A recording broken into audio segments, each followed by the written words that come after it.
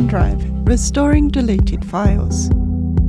If you've synced OneDrive to your computer, if you delete a file from your File Explorer, you might get a pop-up warning you the file will be deleted from your computer.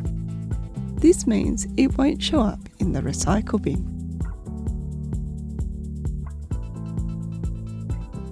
Instead, if you need to restore it, you'll need to get it from your OneDrive web app. Open your browser and navigate to OneDrive. Select the Recycle bin from the left side menu. Right-click on the file or select the ellipses next to the file name and select Restore. You'll then see the file in the OneDrive web app. If you're not sure where it was originally saved, you can use the search.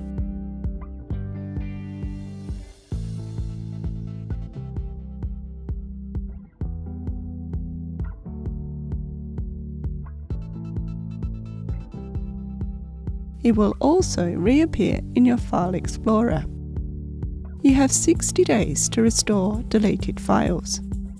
After 60 days, you have an additional 30 to raise a ticket with the service desk through Edit to restore files.